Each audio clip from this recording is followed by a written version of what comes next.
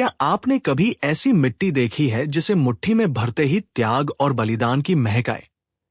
राजस्थान के हृदय में खड़ा चित्तौड़गढ़ सिर्फ एक किला नहीं, बल्कि हिंदू और सूरज मेवाड़ के स्वाभिमान की वो कहानी है जिसे मिटाने की कोशिश तो बहुत हुई, पर हर बार ये और निखर कर सामने आया। यहाँ की हवाओं में आज भी रानी पद्मिनी के जौहर की तपन और वीर गोरा बादल की तलवारों की खनक महसूस होती है। चलिए आज जानते हैं दुनिया के सबसे बड़े लिविंग फोर्ट का वो सच जो इतिहास की किताबों में कहीं खो गया है। लगभग 700 एकड़ में फैला यह विशाल किला यूनेस्को की वर्ल्ड हेरिटेज साइट है। इसे किलों का सिरमौर कहा जाता है।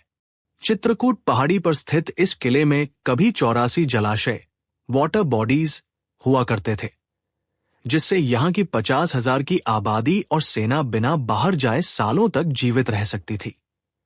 महाराणा कुंभा द्वारा बनवाया गया विजय स्तंभ आज भी भारत की प्राचीन इंजीनियरिंग और मालवा गुजरात पर मिली जीत का गवाह बनकर खड़ा है। सन 1303 अलाउद्दीन खिलजी की बुरी नजर मेवाड़ की शान और रानी पद्मिनी पर पड़ी। राजा रतन सिंह ने वीरता से युद्ध लड़ा, लेकिन जब छल से उन्हें बंदी बना लिया गया तब शुरू हुआ मेवाड़ का पहला साका। गोरा और बादल जैसे वीरों ने अपनी जान की बाजी लगा दी।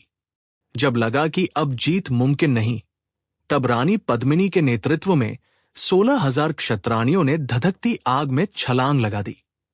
वो जौहर की अग्नि आज भी हमें याद दिलाती है कि भारतीय स्त्रियों के लिए सम्मान जान से बढ़कर था। चित्तौड़ सिर्फ युद्ध की भूमि नहीं, भक्ति और त्याग की पराकाष्ठा भी है।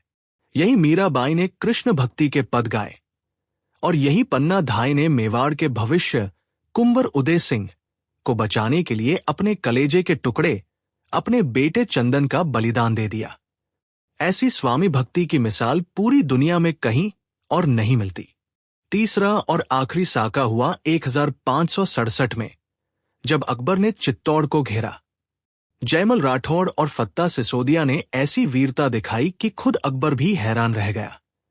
इसी मिट्टी ने महाराणा प्रताप जैसे महानायक को जन्म दिया, जिन्होंने महलों को छोड़कर घास की रोटी खाना मंजूर किया, लेकिन विदेशी आक्रमणकारियों के सामने कभी सिर नहीं झुकाया।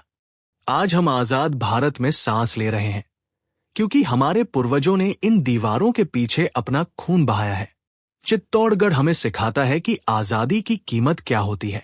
अगर आप भी भारतीय होने पर गर्व महसूस करते हैं तो कमेंट में जय मेवाड़ जरूर लिखें और अपना भारत इंडिया को सब्सक्राइब करें।